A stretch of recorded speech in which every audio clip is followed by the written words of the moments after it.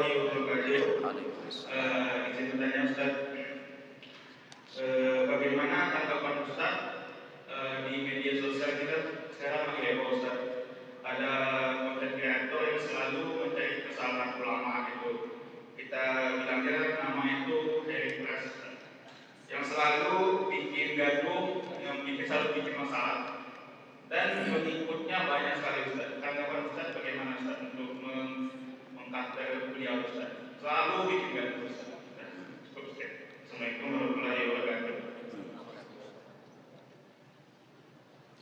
Anda pernah melihat dan membaca sirah Nabi Sallallahu Alaihi Wasallam waktu beliau menerima wahyu pertama datang kepada Waraqah bin Naufal? Tahu sejarah itu ya? Beliau datang kepada Sayyidah Khadijah. Sayyidah Khadijah kemudian membawa beliau kepada Waraqah bin Naufal. Kemudian tahu perkataan Waraqah bin Naufal apa? Nabi Muhammad itu menyampaikan cerita kepada Waraqah bin Naufal terkait wahyu yang beliau dapat. Iqra bismi rabbik dan seterusnya. Kata Waraqah, hadan namuth alladzi unzila ala Musa. Ini malaikat yang dulu pernah datang ke Nabi Musa. Laitani akunu jaza'an idh yukhrijuka qaumuk. Seandainya aku bisa menjadi pemuda yang gagah ketika kelak kaummu mengusirmu. Nabi kemudian bertanya, awa mukhrijiyahum, apakah mereka itu akan mengusir aku? Nabi itu terheran-heran karena sepanjang hidup bertahun-tahun sama orang Arab, Nabi itu dikenal sebagai as-sadiq al-amin, orang jujur, orang terpercaya. Terus dikabarin nanti kamu akan diusir sama kaum kamu. Nabi terheran-heran, awa mukhrijiyahum, mereka akan mengusir aku? Tahu jawaban Waraqah bin Naufal? Tidak ada seorang pun yang datang dengan ajaranmu ini illa udiya, kecuali dia pasti akan dimusuhi. Lihat, sejak awal tuh nabinya orang Islam ini udah dikabari bahwa tidak ada nabi. Ini sekelas nabi Pak, sekelas nabi kekasih Allah Subhanahu wa taala, lisan pertama dari wahyu agama ini gitu ya. Sekelas nabi saja dikabarkan tidak ada seorang pun yang datang dengan ajaran bimithli ma ji'ta bihi, dengan ajaran yang kau bawa ini illa udiya, kecuali kelak akan dimusuhi. Bapak kalau lihat biografi para ulama muslim, termasuk ulama-ulama yang tadi saya sebut, Imam Syafi'i, Imam Abdul Hasan Al-Asy'ari, Imam Syazuli, Imam Fulan, itu pasti ada musuh-musuhnya Pak. Ustaz sekarang, Ustaz Abdul Somad itu, lihat, musuhnya banyak. Ustaz siapa? Pokoknya begitu udah jadi sunnah kehidupan. Orang-orang yang mendakwakan agama ini akan dimusuhi. Sudah menjadi sunnah kehidupan Ustaz. Itu sunnah kehidupan. Dari sononya udah begitu. Dari sejak Nabi Muhammad sallallahu wa huwa akmalul khalq wa afdalul khalq. Makhluk paling sempurna, makhluk paling baik, Sayyidul awwalin wal akhirin, Habibur Rahman, kekasih Allah Subhanahu wa taala, dimusuhi. Lah kita apa gitu loh. Nabi bukan, wali bukan. Anda berharap tidak punya musuh? Mustahil. Selama Anda datang kemudian mengajarkan agama ini sudah menjadi sunnah kehidupan, memang pasti akan dimusuhi. Kalau saya udah nggak heran, makanya saya nggak pernah ngebalas yang begituan, biarin aja. Iya, sunnah Rasul kan. Wa idza khatabahumul jahiluna qalu salama, khalas. Dan ulama-ulama kita tuh ngajarin, kalau ada yang berbuat buruk sama kita, maafin aja. Dan itu susah Pak bagi nafsu. Tapi kita belajar gitu ya. Ternyata setelah saya pelajari Pak, subhanallah, memaafkan itu lebih nikmat ketimbang menyimpan rasa dendam sama orang. Dimaafin aja, biarin aja. Mungkin penghasilannya dari situ mau gimana lagi kan? Ya dibiarin aja. Dia kalau nggak begitu mungkin nggak punya, ya sudah dibiarkan aja. Fa'fu anhum wasfah, begitu indahnya ajaran Islam.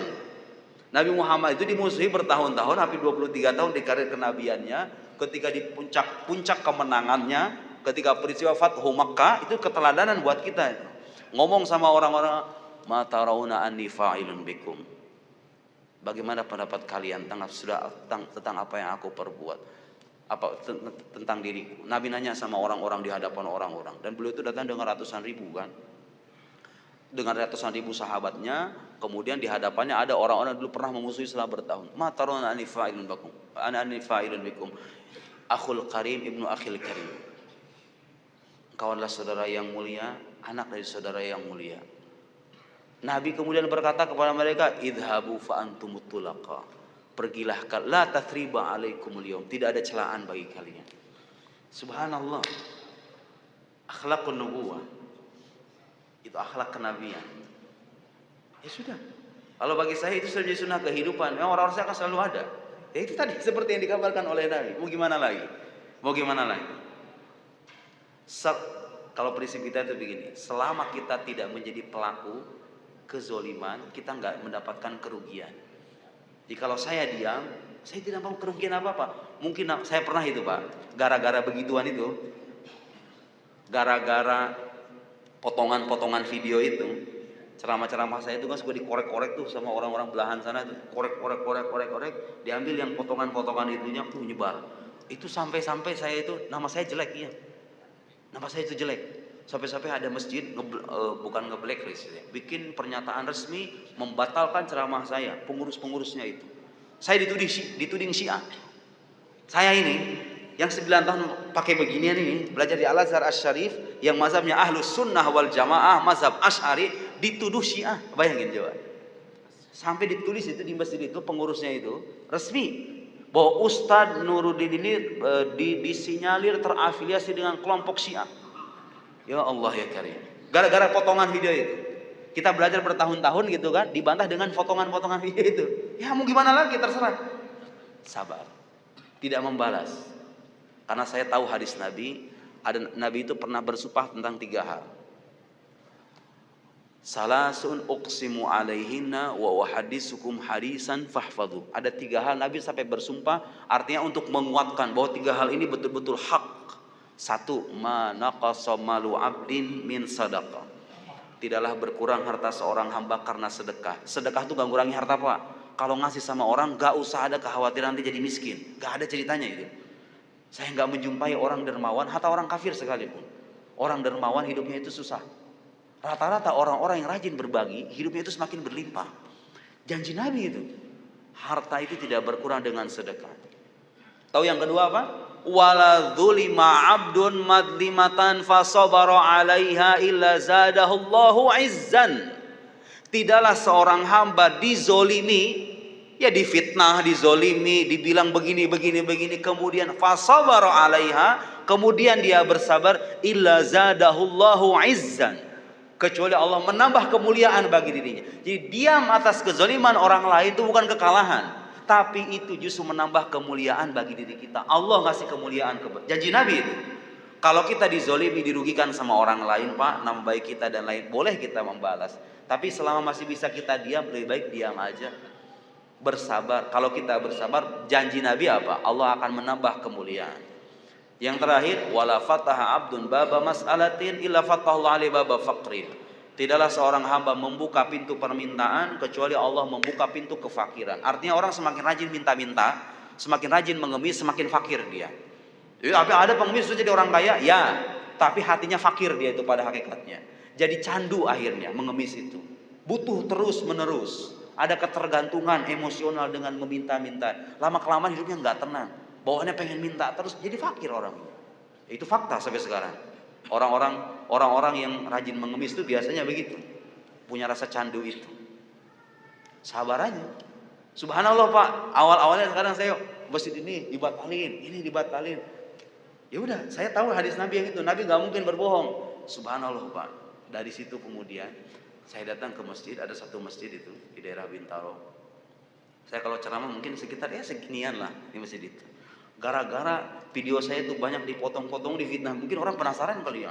Itu penuh Pak, dari sini sampai ujung. Sampai luar-luar masjid. Kemudian makin ke sini kata saya, ini mah 1, 2, 3 tertutup pintu gitu kan. Tapi pintu-pintu yang lain semakin terbuka lebar. Mungkin saya ke Riau, kalau misalnya nggak ada gitu, saya juga nggak ke Riau mungkin kan. Datang kemudian undangan dari sana, undangan. Sampai-sampai saya kan nulis buku itu sekitar 13 di online itu ya.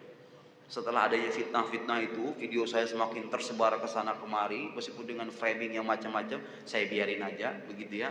Itu saya dapat laporan dari penerbit, royalti saya itu hampir 3 kali lipat dari yang biasa saya terima.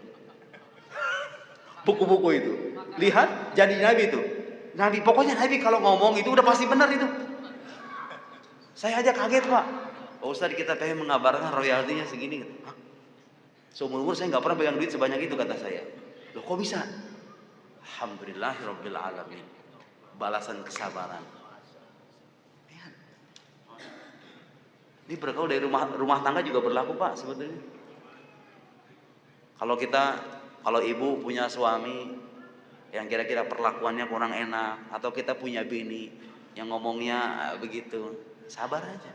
Mau gimana lagi? Saya membaca itu Imam Sya'rani itu. Subhanallah, ini kalau kita bicara rumah tangga Pak.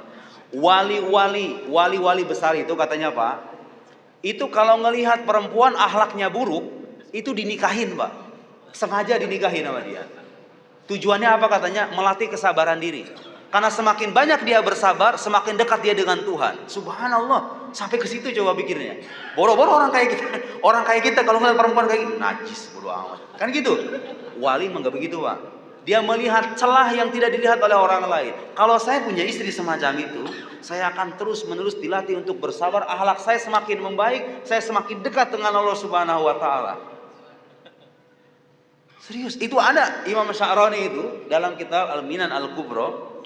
Bahkan beliau dalam kitab Al-Minan Al-Kubra, beliau punya kitab Al-Minan Al-Kubra, tebalnya segini ini, sekitar 600-an halaman. Kata beliau apa?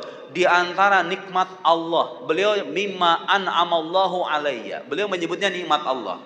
Nikmat Allah yang diberikan kepadaku, di antara nikmat Allah yang diberikan kepadaku, kata Imam Sya'rani, bercerita tentang dirinya. Apa nikmatnya itu? Beliau diuji dengan kekurang ajaran pengikutnya dan istrinya. Imam Sya'rani, beliau menyebut kekurang ajaran istri itu sebagai nikmat. Sebagai nikmat. Orang kalau punya keyakinan begini nggak akan ada perceraian deh kayaknya, ya nggak? Paling nggak berkuranglah angka perceraian itu. Karena mindset orang itu kadang-kadang begitu. Kita kayaknya udah nggak cocok lagi deh. Kamu udah nggak bisa jadi imam deh. Kamu udah nggak bisa jadi istri yang baik deh. Lupa bahwa kita ini hidup sebentar di dunia ini. Udah jalani aja, nggak usah ganti-ganti. Terima aja gitu loh. Terima aja. Saya nggak menafikan fakta Pak. Dalam kehidupan pribadi saya kadang-kadang saya cocok sama istri saya. Ini pada akhirnya kita sama-sama orang beragama nih. Malu kita sama agama kita, sama identitas kemusliman kita. Kalau dikit-dikit kita cerai, ngapain? Terima aja. Ada kata-kata saya yang mungkin kurang berkenan di hati istri saya memaafkan. Pada akhirnya ada perkataan istri saya yang kurang berkenan bagi saya memaafkan. Ngapain harus dendam-dendam? Enak kan hidup kayak begitu sebetulnya? Lihat. Bahkan ada satu kitab khusus Pak itu, kisah para waliullah yang diuji dengan kekurang ajaran istrinya. Sampai jadi kitab khusus. As-Sabr 'ala Zaujat. Pernah lihat enggak kitab itu? As-Sabr 'ala Zaujat. Ternyata Pak, dari sejak zaman Nabi Nuh alaihissalam diuji dengan istrinya, betul? Yang durhaka. Nabi Lut alaihissalam diuji dengan istrinya yang durhaka. Itu sekelas Nabi. Apalagi kita. Saya kira agama ini kalau dipahami dengan cara yang tepat, itu bisa memberikan pengaruh yang luar biasa bagi kedamaian hidup kita dan keteraturan hidup kita. Luar biasa. Termasuk tuh bermain medsos. Saya kalau ketemu sama orang begituan, udah biarin. Ada komentar, saya nggak di blog-blog tuh sama saya tuh komentar-komentar yang menyudutkan, yang kemudian begini, biarin aja. Itu jadi pahala bagi saya. Gitu selesai. Khalas, entah hal kenapa. Soal al-akhir mula. Taib soal al-akhir. Nah, hatta nasolid duha. Satu lagi soal terakhir. Satu lagi. لأن بعضهم سيدخل إلى المعمل. نعم. Bismillahirrahmanirrahim. Assalamualaikum warahmatullahi wabarakatuh. Salam. Saya bertanya, di era digital ini semua sudah dimudahkan. Mengenai pembahasan Ustaz Dr. tadi tentang hadis Jibril al-Fatih. Banyak orang di luar sana yang ingin hadir berbagai hari, namun mereka sibuk. Kemudian mereka mungkin menonton dari live. Apakah itu juga dianggap sebagai telat? Demikian pertanyaan kami. Ila haddimma sampai batas tertentu ya. Tapi untuk menyebut talaki dalam arti yang sesungguhnya sih enggak. Karena harus bertemu lah. Karena begini, ketika belajar agama ini suka ada aja tuh poin-poin yang kita pahami. Masalahnya ini begini nggak bisa kan, jadi tempat bertanya kan. Kita hanya menyerap, tapi itu lebih baik gitu loh, ketimbang baca buku doang.